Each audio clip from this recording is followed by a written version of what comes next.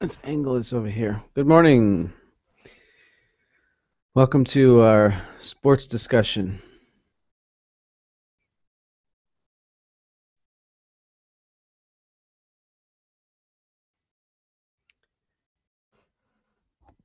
Let's see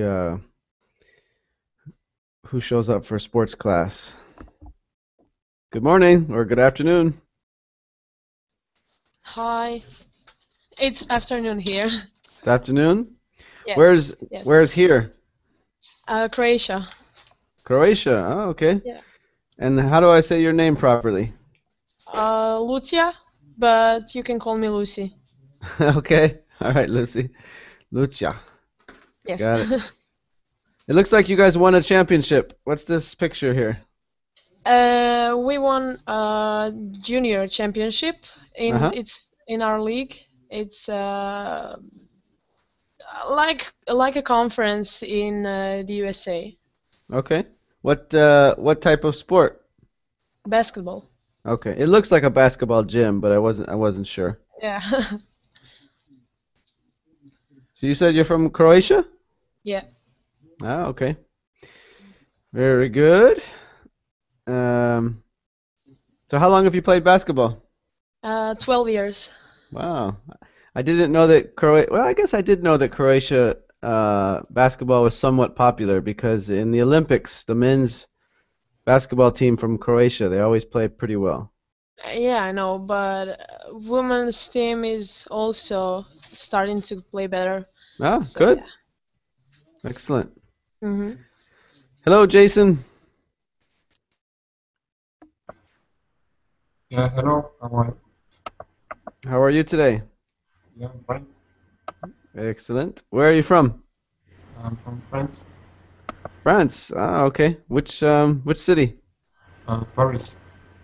From the big one. Excellent. I have a student here in Indiana who's from France, but she's not from. She told me the name of her town. She's from a small town. She lives here now because her husband has a work assignment in the United States. So I'm getting used to the French accent. I like it. Oh, What do you do for work, or are you a student? finished my study 1 year ago, and Uh-huh. now looking for something to earn money. Gotcha. Okay. I didn't hear what you said. What field did you choose? Uh, I said I finished my study, and Ah, now I'm looking for something to. Uh, I'm looking for a job now. gotcha. Okay. It looks like your glasses have the UK in them. Yes, it looks a UK flag, and indeed it is. It's, yeah. Nice picture. Hello, Alberto. Hello, teacher. How are you? Good, good. Let's see. Have we had class together before? I don't think so. No, I think it is the first time. Okay. Um, who's that a picture of in your avatar? That is Gabriel Garcia Marquez, the writer who recently Ah, passed away. yeah, yeah. Good, famous writer. Yeah, Um, so where are you from? Colombia. Colombia. Okay, excellent. And why are you taking English classes? Well, because I work at a university, and the Hmm. university here in Colombia is planning to offer some classes in English in 1 year or 2 years. So I'm preparing for those classes. Ah, okay, good. What do you do at the university? Do you teach? Yeah, I teach education and technology, how to use technology in education. Ah, good. That's an interesting field, huh? Teaching like this, right? Teaching online. Yeah, yeah, well, that would be one of the things that we talk about in class. One application, huh? Yeah, technology has changed education quite a bit, I would say. Which Yeah, uh, which city are you from, Alberto? I am from Bogota, the capital Bogota. city. I think we had someone yesterday from Bogota. I'm looking here at my notes. I don't remember now. Maybe I forgot to write her down. I had someone from Colombia because I asked her. Bogota is high elevation, right? Yeah, 2000. The altitude I think is Mhm. 2,600 meters Okay. Yeah, above the sea level. someone, one of your fellow residents of Bogota was in class yesterday, but I think I forgot to write down her first name. Yeah, there are a lot of Colombians here on this company. Okay, excellent. Hello, Rafa. Hello, teacher from Spain. Hey, I recognize your voice. How have you been? I'm doing pretty well. Yeah? I cannot join your classes because you are in another time, but I enjoy always with your classes. I'm glad to join this one today. Yeah, lately I don't have a set schedule with Verbling. I'm teaching Uh, sometimes in the morning, sometimes I teach in the afternoon. So mm, a lot of my classes I think are in the afternoon. Like, I guess you must. But yeah. In Spain, you people like to stay up. You like to stay up late. Yeah, uh, but in the afternoon I always work at Ah, my consultant and I cannot join. And I arrived home later and I have dinner and I cannot take any class at that time. I understand. I'm just Glad teasing. to see you. What time do you guys eat dinner in Spain usually? Oh, too late. 9 to 10 in the afternoon. It's Wow. Wow. pretty late. And also, it's dangerous and not unhealthy because there are some research that say it's better to have dinner before 6 o'clock, but nobody here uh, eat dinner at that crazy time. Crazy time. Yeah, that's interesting. That's interesting. How about Jason in France? Do you guys eat late, early, or what are the eating habits in France? Usually we hit at about 8 o'clock. Hmm. Yeah. Okay. Also a little bit later than what we're used to in the United States. Well, let's talk about el fútbol, soccer. How many of you guys have been watching the World Cup, guys and girls? Anybody here a football fan? Yeah, Yeah. big football fan. Okay, good. Which games have you guys enjoyed? Which games have you watched that you thought it was a good game?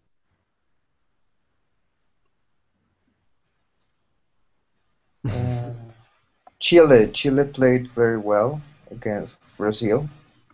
Ah, yeah, I saw some of that game. Mm-hmm. Mexico, Netherlands, and yesterday's game, USA and um, who they play Belgium, against? Belgium. Belgium. Yeah, Belgium. Yes. Yeah. Oh, yeah, exciting finish. Mm. Um, how many games have gone to extra time? Too many. I think six. Three. I know, like Probably six. probably more. Yeah, probably 5, 6. It's uh, I'm not a huge football fan. I think each time the World Cup happens, I watch a little more, but I don't remember so many games going to extra time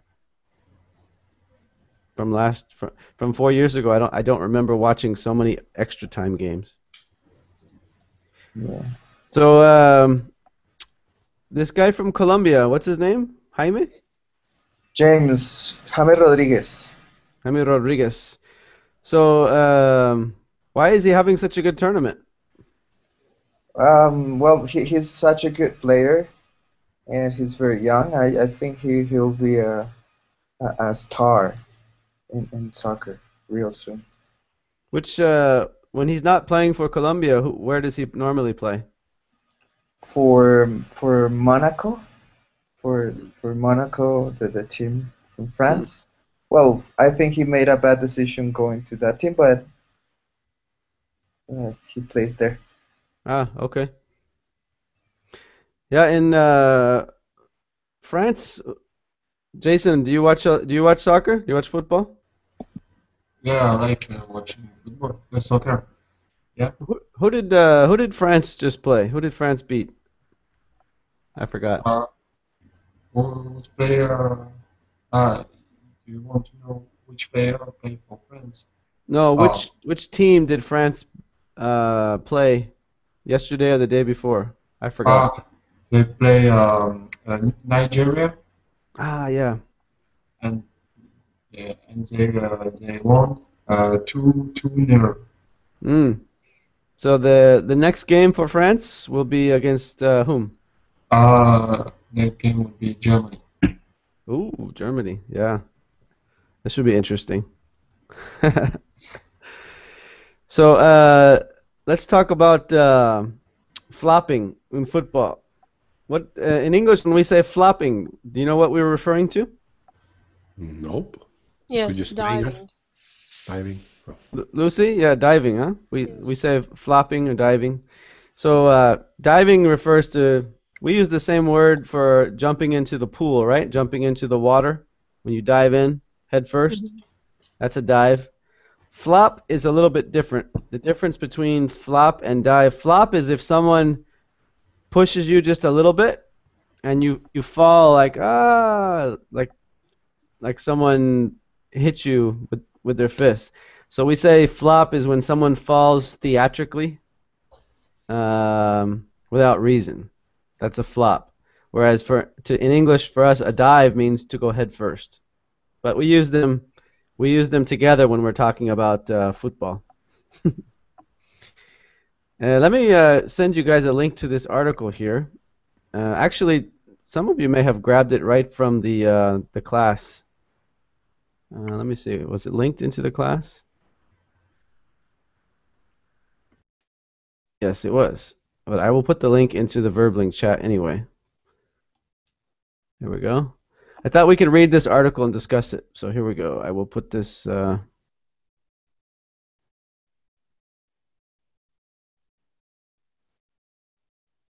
Here. There's the link if you guys are using VerbLink chat. I'll give you a minute.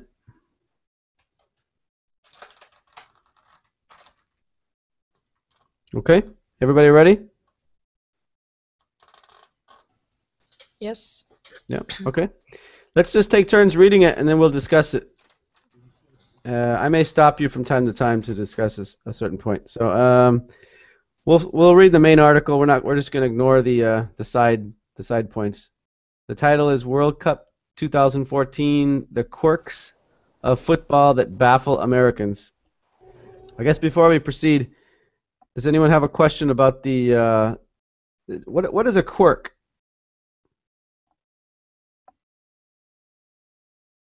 Anyone have an idea? A quirk is an unusual characteristic of something. For instance, someone who has a strange personality, we could say he's quirky, or he has. Okay. Anybody watch tennis?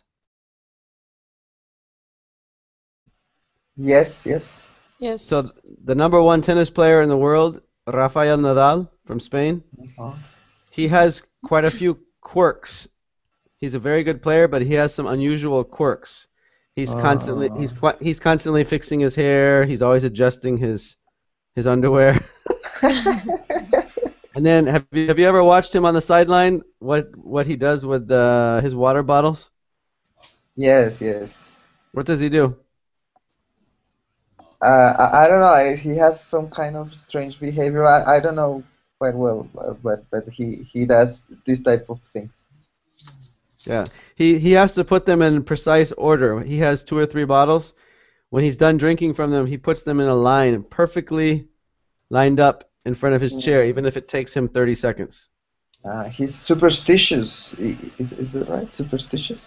Yeah, so that we would call that those are quirks. They're unusual behaviors. That's what a quirk is. Okay. And the other word in the title, baffle. Does anybody know what the word baffle means? No. Baffle means to leave you feeling confused. If someone is baffled, it means I'm completely confused. I don't understand. Okay, so the title of the article is The Quirks of Football, or the Unusual Things About Football, Soccer, That Still Confuse Americans. All right, so let's... hey, hello, Ken. Good to see you. Yes, hello, good to see you. Mm-hmm. I put the link to this article we're going to read into the Verbling chat, so hopefully you have it. Let's go ahead and start reading. Jason, would you like to read the first paragraph? We're going to go paragraph by paragraph. Okay.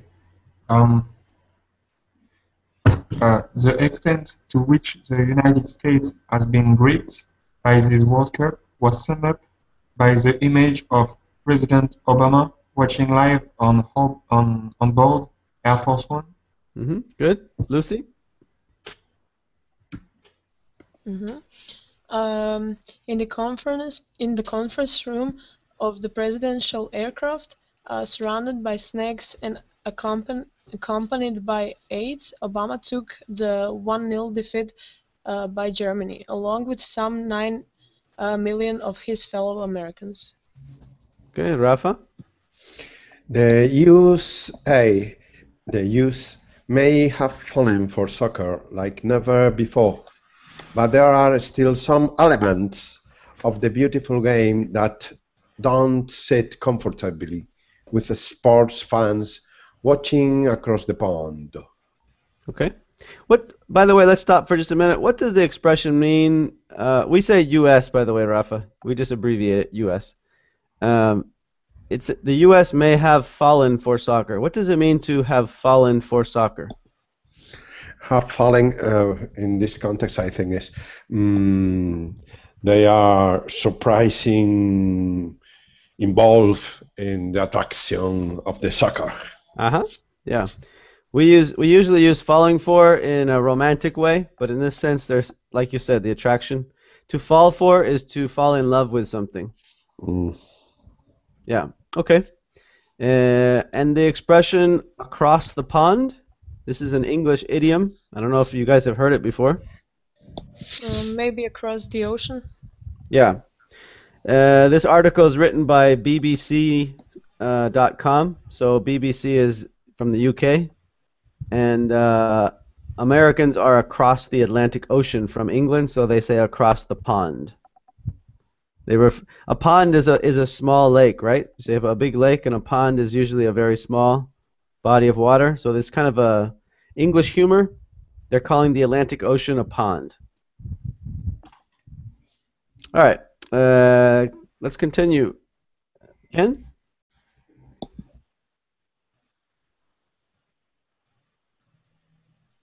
Okay, sorry, wait a moment. The first is diving or flopping, as it is known in America. The second is the slightly fluid concept, stoppage time. There is not shot clock, no pay clock. In football, nothing is quite that black and white. Okay. Alberto, you want to read the next two paragraphs? Yes. It is, however, the play acting that is the biggest source of concern. Arjen Robben's admission that he dived during the Netherlands' last 16 victory over Mexico has added fuel to this particular fire. Next. Please. There are some other players who act as if they've lost a limb when they get grazed by an opponent, wrote Nancy Armour in the U.S. Today USA Today newspaper. Okay, Jason?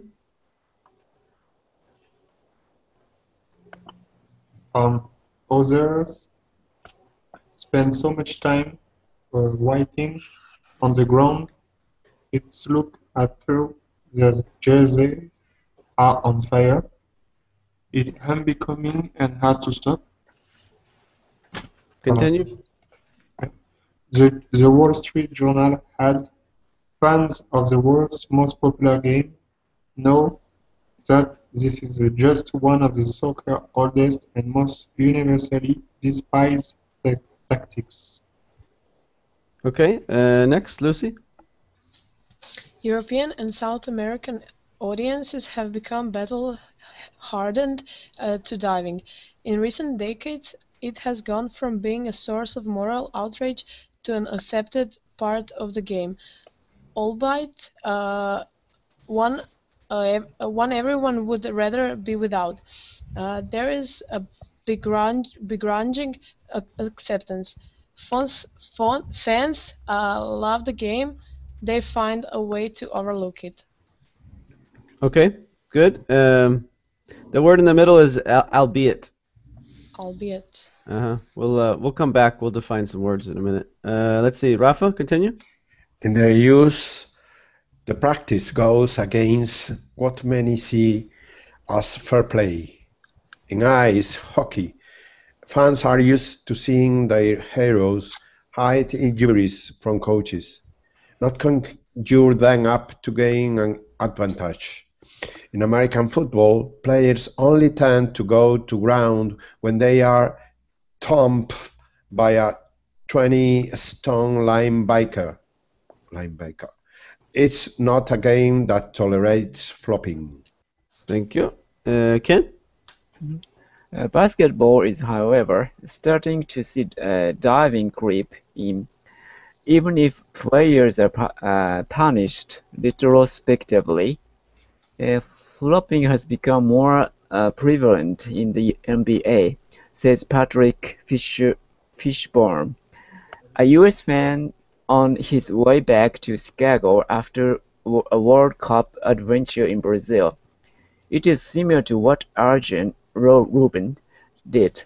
He got a tap on the foot and his arm flew out. Okay. Mr. Alberto?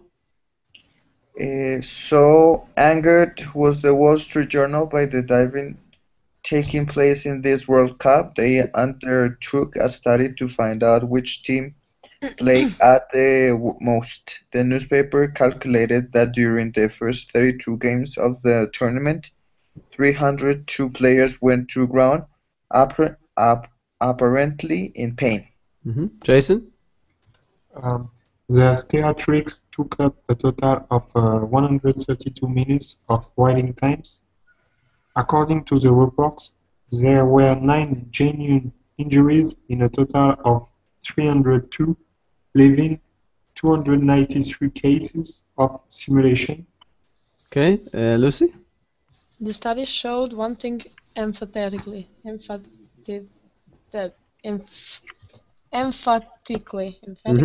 Yes. The more you win, the more you flop. Teams who were winning were more than twice as likely to fake injury to waste time. Rafa? Brazil had most flops. Bosnia the least. Matthew Palmieri, another US fan in Brazil, said he felt the American team would be less likely to indulge in the dark arts because of the reaction stateside. Ken? He said, I don't think the US team flops as much as the other teams because they know it wouldn't be something the fans back in the US want their team to do. Alberto? That was an opinion echoed by half a dozen US fans on their way to Salvador for the last 16 match against Belgium. Journal only 6 teams from the I think you skipped a line. and yet the figures suggest something else. According to the Wall Street Journal, Only 6 teams from the 32 in the group stage flopped more than US. The Americans suffered 12 injuries and chalked up 6 minutes 24 seconds of writing time. Yeah. Let me stop for a minute. The article is using this kind of a silly expression, writhing time. Do you know what the word writhing means, guys? No. Writhing means to roll around in pain. If someone is, for instance, if someone gets shot with a gun, he might be writhing on the ground while he's bleeding. It means he's rolling around in agony, in pain. That's what writhing is. So they're using this for the soccer player. He goes down and he's rolling around, writhing. So they made this study of how many minutes of the game are lost to players writhing on the ground. All right, let's continue. Jason, can you read the next two for me? Yeah. Some fans believe the popularity of the game in the US is being damaged by diving. I know a lot of people are put off by it. Fishburne had. On Facebook, there are a lot of people who don't watch soccer regularly, but are watching the World Cup. They are posting if they quit the flopping. A lot more people would watch this in the US. Lucy? What is not widely known, it seems, is that US head coach Jurgen Klinsmann was once known as something of a diver during his playing days. In the 1990 World Cup final, he caused controversy by getting Argentina's Pedro Monzon sent off before winning a penalty for West Germany that appeared to owe more to acrobatics than any kind of defensive aggression. Rafa? In the 1994 Champions League semi-final, he added to that reputation by writhing on the ground after a tackle from AC Milan's Alessandro Costacurta. Replays revealed no contact had been made. When Klinsmann joined Tottenham in August 1994, he won over many by making his goal celebration a swallow dive. Okay, Ken?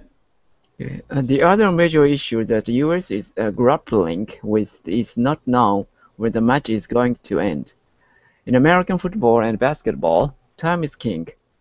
It adds to the drama, influences play. A piece in the New York Times read, no player on the field, no pain, no fun in the stands, no announcer on TV has any earthly idea to when the last kick of the ball will come. Alberto?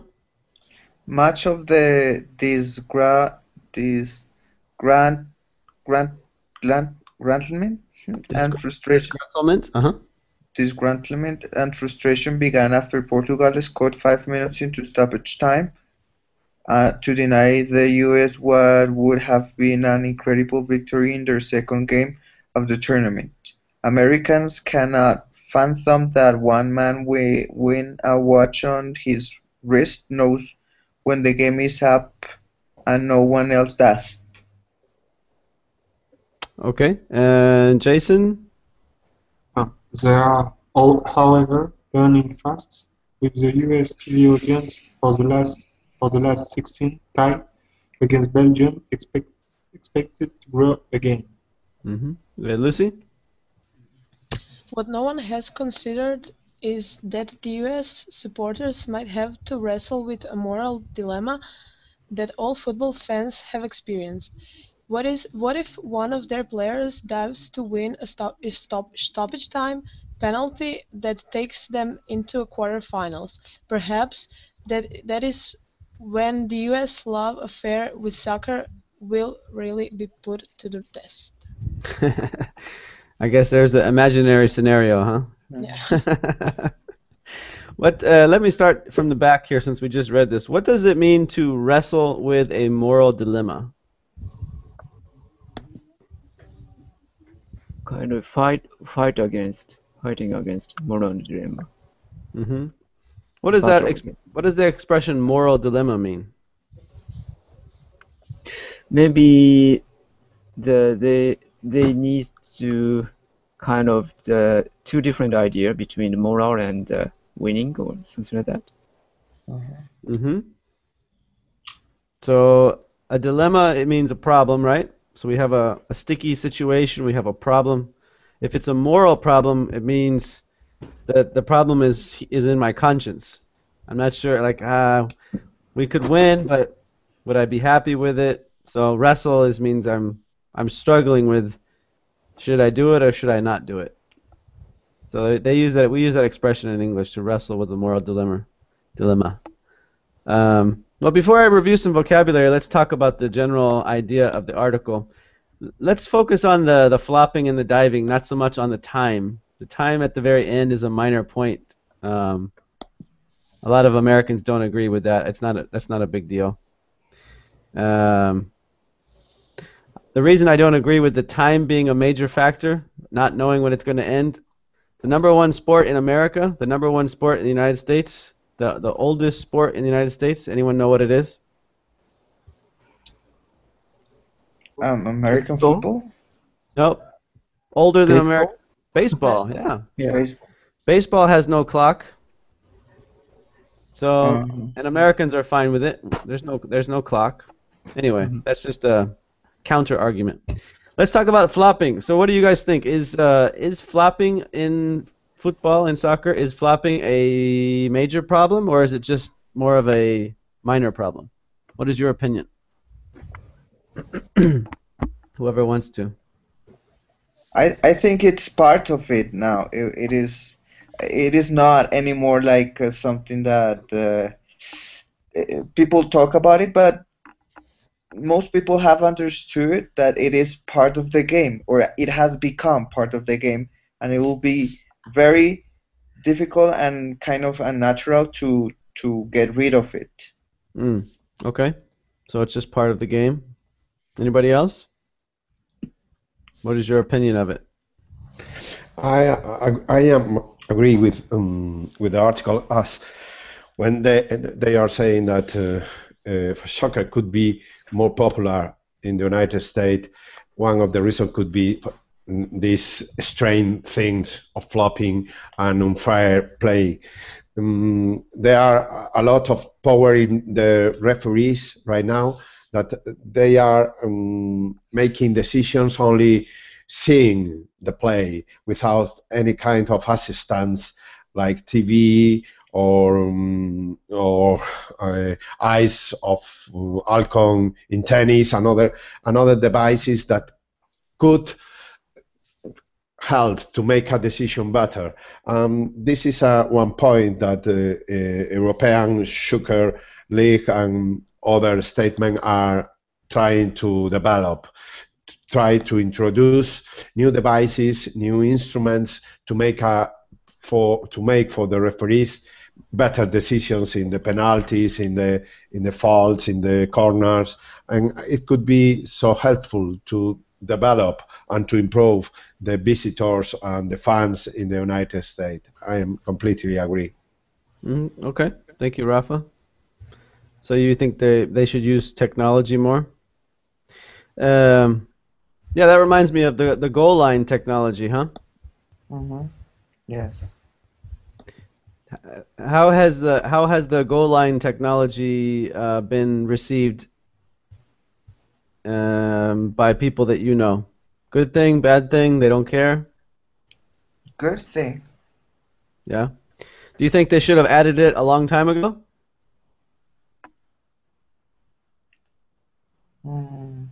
I don't know. I think that they should have added it a long time ago because there were some suspicious goals that we're still not sure it was a goal or it wasn't. Mm-hmm. Yeah. It's easy technology too. It doesn't take any time. It's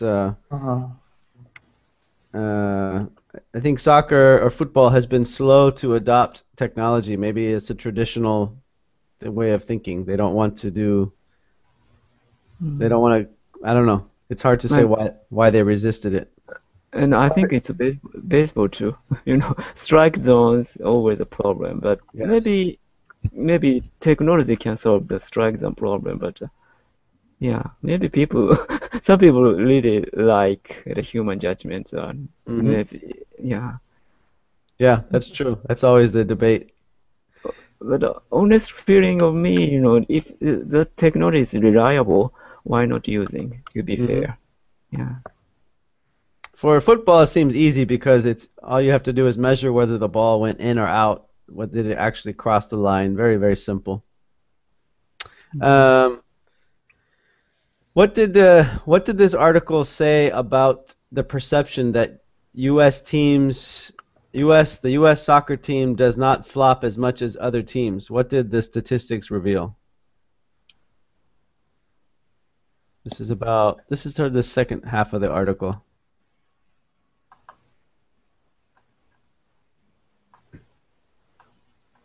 Let's see. There, if you find the picture where it says "Go kick some,"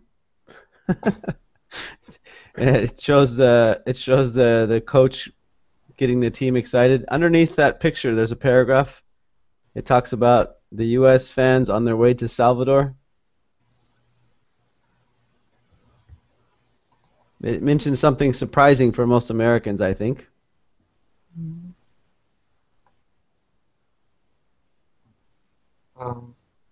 They suffered 12 injuries Yeah? and chalked up 6 minutes for 24 seconds of riding time. Mm-hmm. And when they put the word injuries in quotation marks, this means injuries, supposedly injuries. That when we use quotation marks in certain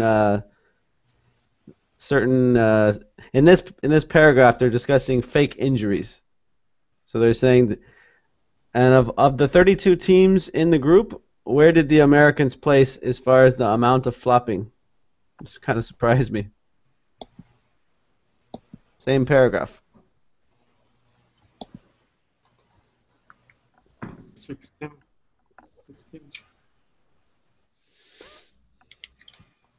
Go ahead. Say again. Yeah.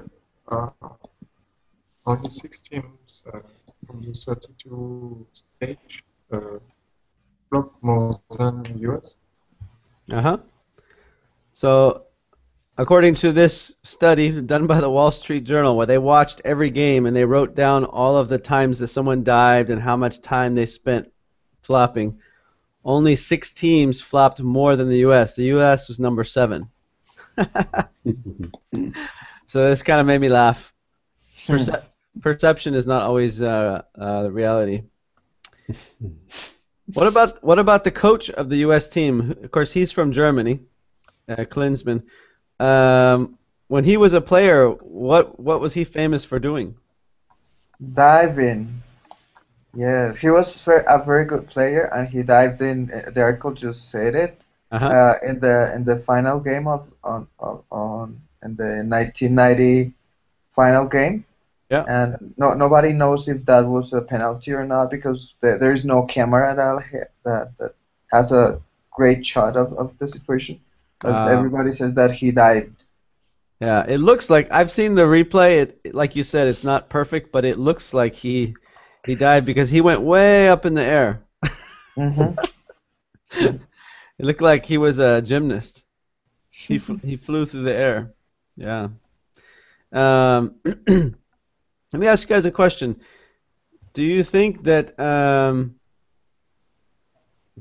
anything that soccer could do to reduce flopping, or is it not worth the trouble?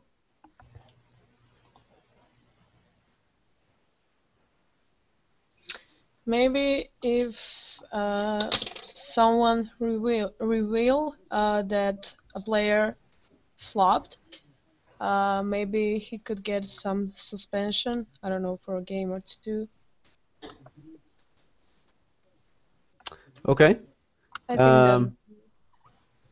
solution. All right. Let me point out a couple of words here, and then maybe this will help. It mentions here that flopping is starting to creep in. Where is this at? Hold on a second.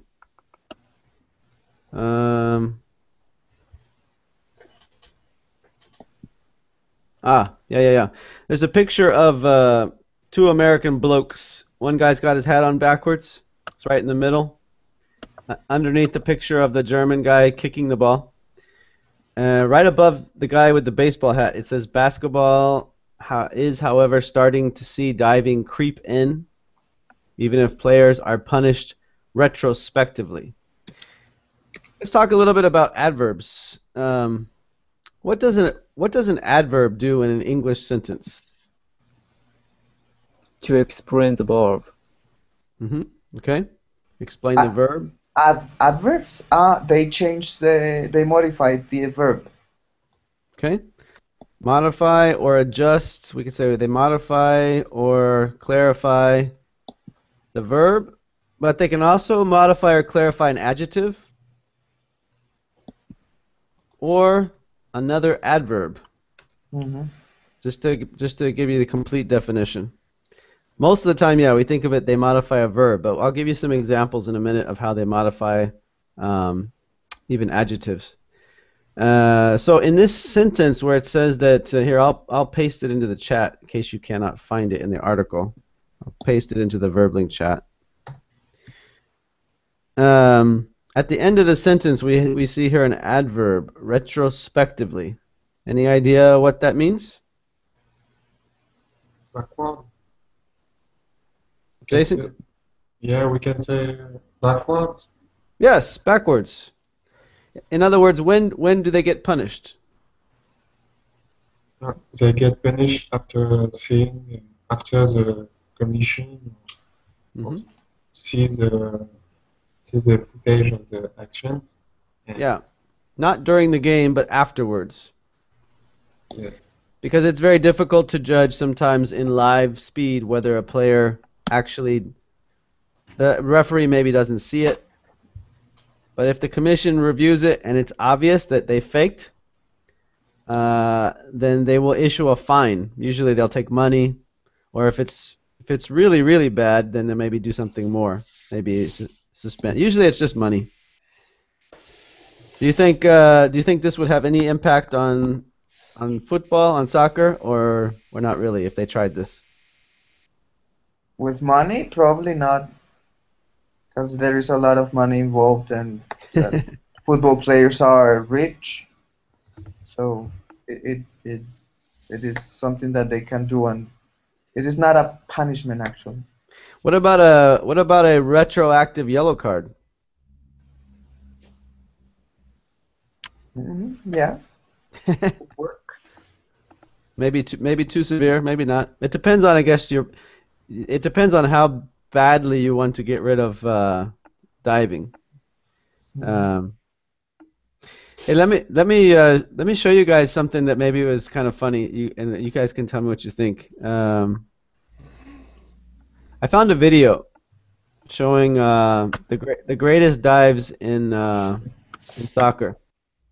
Hold on a second here. I have to paste it into YouTube. There we go. Yeah, I think this is a good one.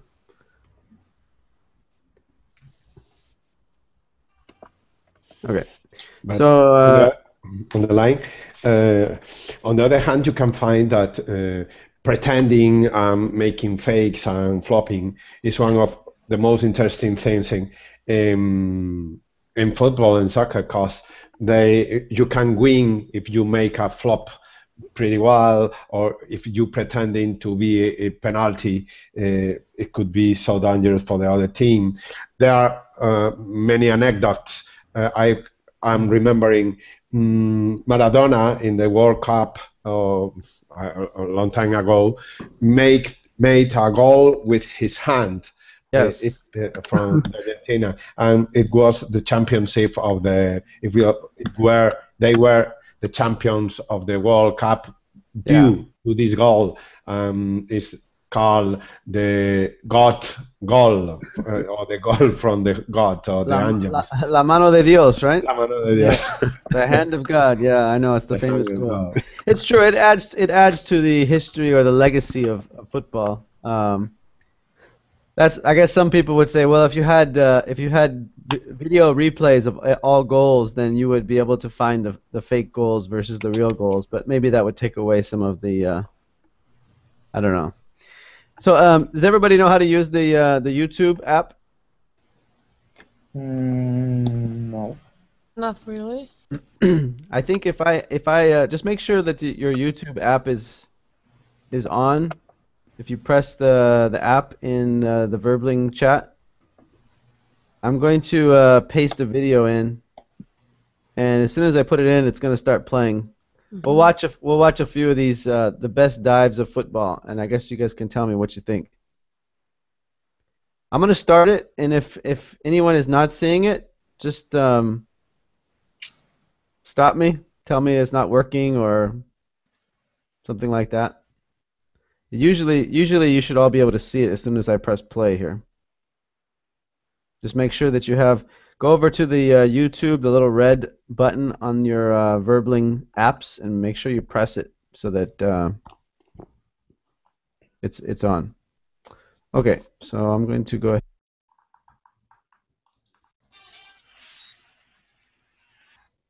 Was that working before I paused it? Yes. Yeah, okay. Yes. All right, here we go.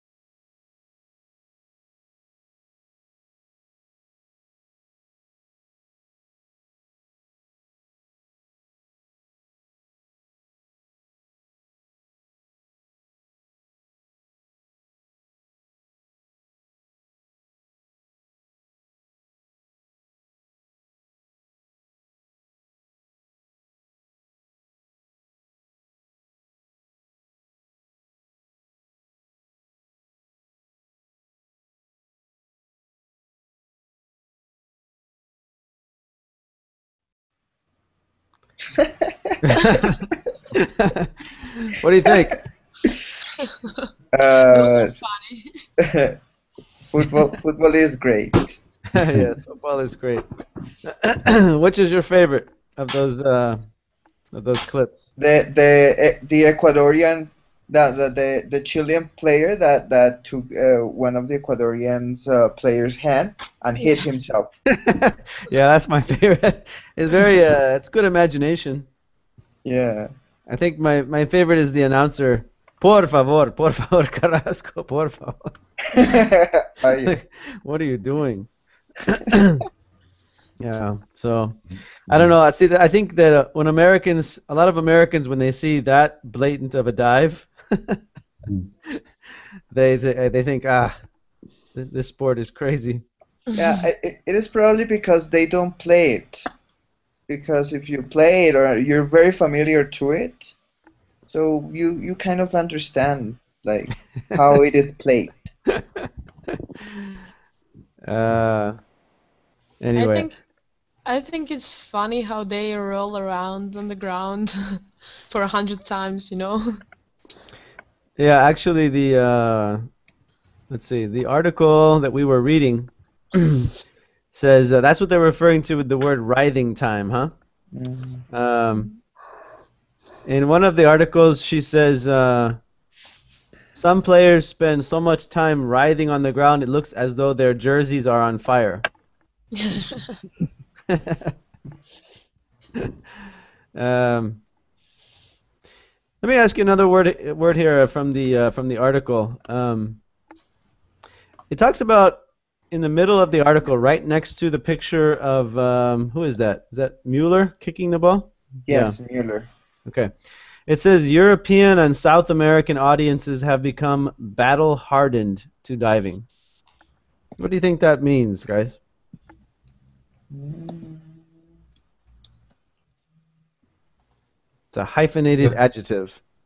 uh, the we can say the result of diving is equal between European and South American because they both like to float on the ground. Okay. Excuse me. Well, that might be true, but that's the article is actually discussing people who watch, right? It says European and South American audiences. The audiences are the people who watch the sport. Oh, Could it mean that people watching it are so excited and they are like they want their team to win so badly that they understand it and I don't know. Okay. Battle hardened. If you have a hyphenated adjective in English, usually the second part of a hyphenated adjective is the main part of the adjective hardened, and the first part is the thing that accomplished it. So, in other words, a soldier, a soldier who is battle hardened means he is toughened by going to battle. He has become used to violence. He has become used to suffering because he is hardened by the battle. He's toughened. So in this sentence, they're saying that the audiences from Europe and South America are used to diving. It no longer bothers them because they're used to it. um, yeah. Let's see. There's another word I thought that was interesting in here. Just introduce you to some English idioms. It says here. Here, I'll just type the sentence. I don't know where it was at, but the one fan says a lot of people. I think he's referring to a lot of Americans.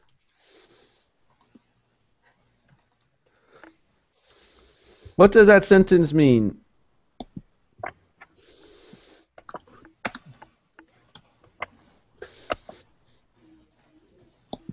That maybe they don't um, they are pulled away from watching the football because of Mm. diving. Uh-huh. Yeah. So put off is what we call a phrasal verb. How many of you, for those of you who have studied English, maybe taken some classes, have you heard of phrasal verbs? Hmm. Yeah.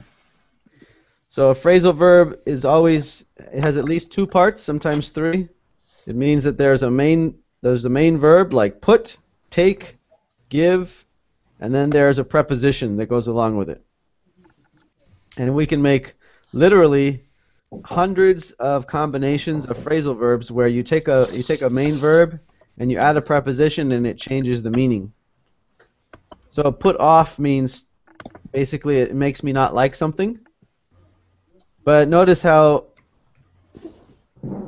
changing the preposition does not make it the opposite, right? So put off can mean to repel me, to make it so it's something I don't like. But put on, how do we use put on? Put on a jacket. Put on a jacket. Yeah. And some phrasal verbs have more than one meaning. For instance, Put off could also mean to postpone. yes, I was just gonna give you a sentence with that. Postpone. Can you use put off in a sentence meaning postpone?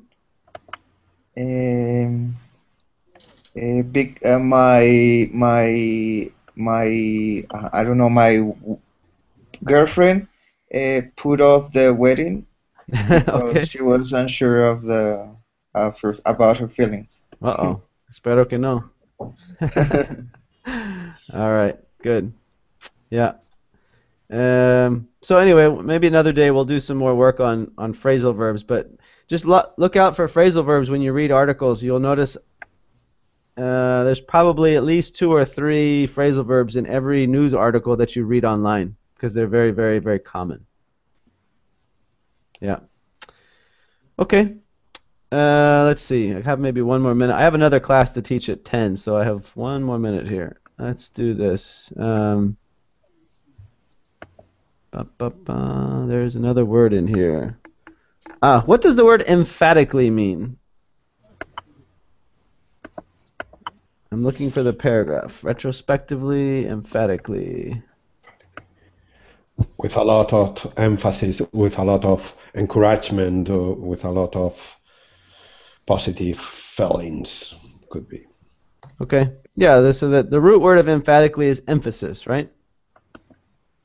So according to this article, it says that this study of flopping showed one thing emphatically.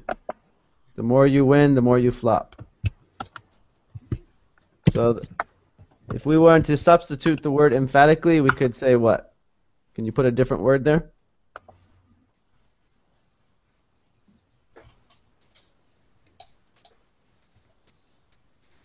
Or a different phrase?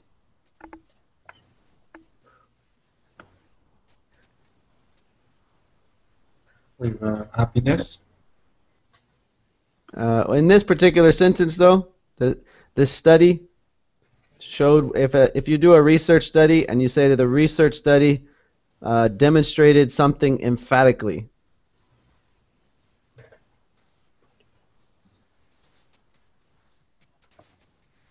I would say it means clearly or without a doubt, right?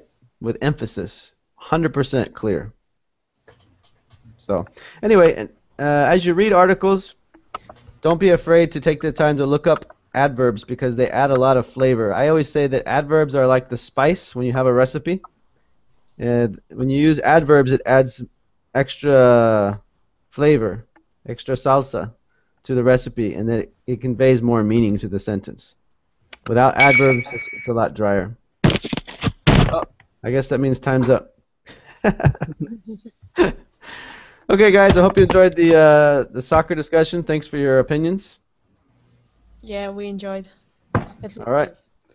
Well, maybe I'll see you in another class. Mm-hmm. Okay.